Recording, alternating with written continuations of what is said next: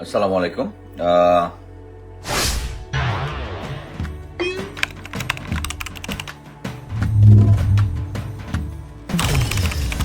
গোয়েন্দাদের একটা অংশ তারা পূর্বের যারা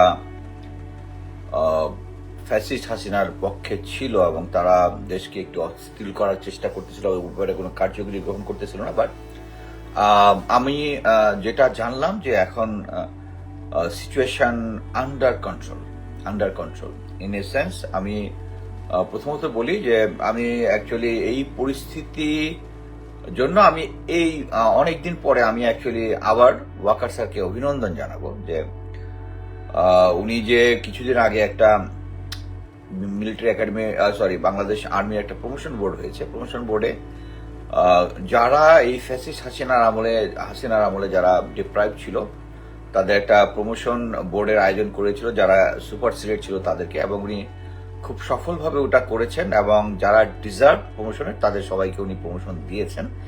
এবং উনি বোর্ডের মধ্যে অনেক পজিটিভ কথা বলেছেন। উনি আর যেহেতু তার আত্মীয় মানে কিছু কিছু অফিসারের আত্মীয় স্বজন বিএনপি ছিল দেখে তারা পায় নাই, এটা ওনারা ঠিক কাজ করে নাই, উনি নিজে এগুলা স্বীকার করেছেন। That's a good thing. আরেকটা হচ্ছে আমি গতকালকে বাংলাদেশ সময় তো আজকে 28 তারিখে বৃহস্পতিবার কর্নেল ইন্তেখাব একটা প্রেস কনফারেন্স করেছেন। এখানে জিনিসটা উনি ক্লিয়ার করেছেন যে এটার পিছনে ইন্ধনদাতা আছে। উনি ইন্ধনদাতার নাম বলে নাই, সবকিছু ওই যে দেশের মধ্যে যে বিভিন্ন জায়গায় আনরেস্ট হচ্ছে, ইন্ধনদাতা আছে, এটা ওনারা ইন্ধনদাতাকে বের করার চেষ্টা করতেছেন এবং ক্লিয়ারলি ওনারা এটা জানেন যে ইন্ধনদাতা কারা। এবং ইন্ধনদাতারাই অ্যাকচুয়ালি আমি আগে বলেছি ইন্ধনদাতারা ছিল হচ্ছে এই 22 জনের নাম যেটা গুম খুন কমিশন বের করেছিল, তারা ছিল এটা ইন্ধনদাতা।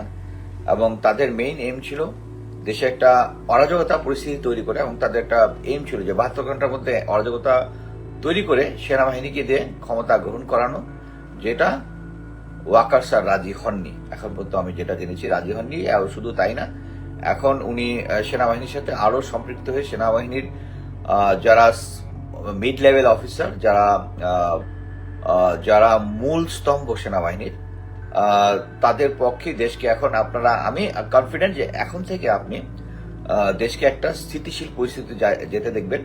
কারণ যারা এই দেশকে অস্থিতিশীল করার জন্য যে আন্দোলন করতেছিল, এটাকে ঠিকমতো হ্যান্ডেল শুধু ওই ফ্যাসিস্ট সরকারের যে গোয়েন্দা সংস্থার একটা অংশ করছিল না, সহায়তা করছিল না, যার ফলে এই আন্দোলনকে বাড়তে দিয়েছিল। এটা আর বাড়তে দেবে না বলে সেনাবাহিনী প্লাস গোয়েন্দা সংস্থা, আমি কথা বলে যেটা বুঝেছি এই মুহূর্তে তাই।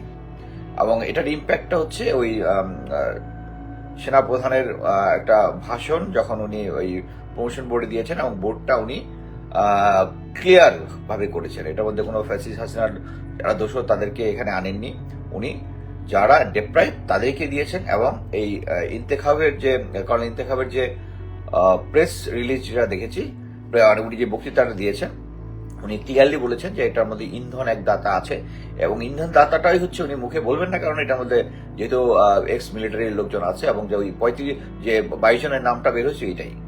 এবং এখন সিচুয়েশন ইজ আন্ডার কন্ট্রোল। আমার মনে হয় না ইসকনও এটা বুঝে গেছে যে তারা এক্সপোজ হয়ে গেছে। ভারতও অলরেডি বুঝে গেছে। আমি ক্লিয়ার ভাষায় বলি, ভারত অলরেডি বুঝে গেছে যে বাংলাদেশের মানুষের মাইন্ডসেটের ভিতরে হচ্ছে এন্টি ভারত সেন্টিমেন্ট যেটা আছে, এইটা এখন হোস্টাইল অ্যাটিটিউড দিয়ে এটা শুধু বাড়বে এবং এটা কমবে না এবং এটা ধীরে ধীরে বাড়বে, কমবে না। সো এটা তাদের ব্রেনের ভিতরে ঢুকেছে বলে আমি বিশ্বাস করতে চাই। এবং আমি এখন পর্যন্ত যেটা দেখেছি সেটা হচ্ছে এখন সেনাবাহিনী এবং গোয়েন্দা সংস্থা একদম একইভাবে কাজ করবে এবং দেশকে আর অস্থিতিশীল হতে দেবে না। আমি ওই জিনিসটাই বলেছি। আমার সাথে কিছু সার্ভিং এবং রিটায়ার অফিসার একমত হয়েছেন যে আমি যেটা বলেছিলাম, যে তারা আমাকে বলেছেন, স্যার আপনি তো ঠিকই বলেছেন যে জরুরি অবস্থা হলে কি হবে, সেনাবাহিনী ডেপ্লয় হবে, যেটা অলরেডি ডেপ্লয়েড আছে। এবং যদি মেডিসিন পাওয়ার এটাও এখন আছে, তাহলে কেনই আনরেস্ট হচ্ছে? কারণ আপনারা ক্লিয়ারলি বুঝতে পারতেছিলেন যে বাস ভর্তি লোকজন চলে আসছে, এগুলো গোয়েন্দা তথ্য নাই। কেন তথ্য নাই? কারণ গোয়েন্দা তথ্য যারা দেয় এক পার্টি এটাকে ম্যানিপুলেট করতেছিল দেশকে অস্থিতিশীল করার জন্য। তা এই তাদের যে প্ল্যানটা ছিল, প্ল্যানটা ফয়েল হয়ে গেছে। আমি মনে করি যে জেনারেল ওয়াকার একজন এই সময় একটা স্মার্ট ডিসিশন নিয়েছেন, কারণ উনাকে দুই দিকেই ভারসাম্য রাখতে হতো। কারণ এখন ভারসাম্যের পাল্লা পুরোপুরি জনগণের পক্ষে।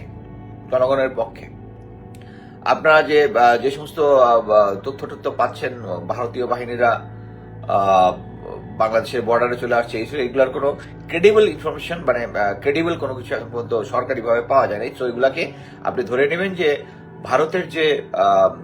ভারতের যে পক্ষে যারা কথা বলে, যারা বিভিন্ন সময় কথা বলে, তারা এই কথাগুলো বলে আমাদের উপরে একটা প্রেশার ক্রিয়েট করতে চায়।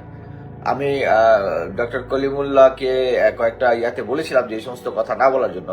কি কারণে? কারণ ভারতীয় থিঙ্ক ট্যাঙ্ক এগুলো বলবে, মেনে নিলাম যে তারা তাদের দেশের পক্ষে প্রোপাগান্ডা চাচ্ছে, কিন্তু ডক্টর কলিমুল্লাহ বাংলাদেশের হয়ে, বাংলাদেশের পক্ষে, ভারতের পক্ষে উনি একটা প্রেশার ক্রিয়েট করার জন্য 35,000 সৈন্য আশেপাশে ডেপ্লয় হয়েছে বা এগুলো, this is bullshit. Bangladesh army is a strong army, এবং Indian army is not strong enough to manage our army if army wants to fight. Simple, if army wants to fight. এবং আমি মনে করি সিচুয়েশন বুঝে general Waker এখন right ডিসিশনটা নিচ্ছেন, এবং আমি আশা করি এবং আমি স্ট্রংলি বিশ্বাস করি যে এখন দেশের পরিস্থিতি আস্তে আস্তে ইনশাআল্লাহ ভালো হবে। ওই যে পারপিটেটর যারা কাজ করতেছিল, যে এখন এই যে 22 জন সহ আরো, হ্যাঁ, আরো লোক, এই 22 জনই শেষ না, আরো আমি বিশ্বাস করি আরো নাম আসবে। কারণ এরাই শুধু যে গুমখুম করেছে তারা, বাংলাদেশ আর্মিকে, বাংলাদেশের গোয়েন্দা সংস্থাকে, বাংলাদেশকে ক্লিন করার জন্য যারা গুম খুনের সাথে জড়িত এই দেশে, তাদেরকে শাস্তিমূলক ব্যবস্থা যদি গ্রহণ না করা হয়, বাংলাদেশ একটু এগিয়ে যেতে পারবে না এবং ভারতের কন্ট্রোলের মধ্যে থাকবে। আমাদেরকে এটা বুঝতে হবে, এবং সেনাবাহিনীকে সেই অনুযায়ী যারা গুম খুন এবং এগুলোর সাথে জড়িত, তারা যতই স্মার্ট হোক, যতই ইয়া হোক, তাদেরকে আইনের আওতায় নিয়ে আসতে হবে ফর বাংলাদেশ, বাংলাদেশ এবং বাংলাদেশ সেনাবাহিনী এগুলার রক্ষা করার জন্য। সো আমি আশা করি এখন জেনারেল ওয়াকার যে ডিসিশনগুলো নিয়েছেন এই মুহূর্তে যেগুলো আছে, আমি মনে করি এগুলো আমাদের এবং দেশের জনগণের ইন্টারেস্টের ফেভারেবল। এবং আমি কংগ্রেচুলেট করব যে কুকি চীনের এগেনস্টে খুব স্ট্রং অ্যাকশন নিচ্ছে। এইটাই হচ্ছে সরকারের যে পজিটিভ অ্যাটিটিউড আছে কিনা, এইটাই। আপনি দেখেন ফ্যাসিস্ট শাসনের আমলে কুকি চীনের কিন্তু কোনো তেমন একটা, তারাই ছিল অ্যাগ্রেসর, বাট এই মুহূর্তে কিন্তু Bangladesh army is in a driving seat, এবং কুকি চীনকে তারা তাড়িয়ে দিচ্ছে, এবং তাদের নাম্বার অফ ক্ল্যাশের মধ্যে তারা কোনো সুযোগই পাচ্ছে না। তো এটাই আমি জাস্ট বলতে চাচ্ছিলাম যে এটা আমাদের এখন একসাথে ইউনাইটেড হওয়ার সময়। আমরা একসাথে ইউনাইটেড হব, এবং আমাদের রাজনৈতিক দলগুলো যদি বুঝে যে প্রেজেন্ট সিচুয়েশন আমাদেরকে ভারত আওয়ামী লীগ তোষণ করে, আওয়ামী লীগকে সাপোর্ট দিয়ে যে পর্যায়ে নিয়ে গেছে, এটাকে কাউন্টার দেওয়ার জন্য আমাদের প্রেজেন্ট রোল হচ্ছে ভারতের এই দাদাগিরিটা বন্ধ করা। এবং রাজনৈতিক দলগুলো যদি এটা বোঝে, তাহলেই রাজনৈতিক দলগুলো যদি এটা বোঝে, তাহলে আমরা সঠিক পথে যাব। এখন কোনো রাজনৈতিক দল যদি, এবং আমি আরেকটা জিনিস বলবো যে অনেক সময় রাজনৈতিক দলগুলা, বিএনপি, জামাত, এদের নামে অনেক সময় অনেক প্রপাগান্ডাও হয়। বর্তমানে যেহেতু তারাই গ্রাউন্ডের সবচেয়ে বড় রাজনৈতিক দল, তাদেরকে আমি অনুরোধ করব যে আপনারা দয়া করে মানে ভারতের পক্ষে স্টেজ যায় এরকম কোনো কথা কাইন্ডলি বলবেন না। আমি প্রফেসর কলিমুল্লাহ স্যারকেও একসাথে আমি কয়েকটা টকশো করেছি, ওনাকে আমি বলেছি যে এই ধরনের প্রোপাগান্ডা করবে হচ্ছে ভারতীয় থিঙ্ক ট্যাঙ্ক। আপনি দেশে বসে আপনি বলবেন ভারত 35,000 সৈনিক এখানে চলে আসছে, বা ভারত এটার বিরুদ্ধে ব্যবস্থা নিতে পারে, ইটস নট অ্যাকসেপ্টেড।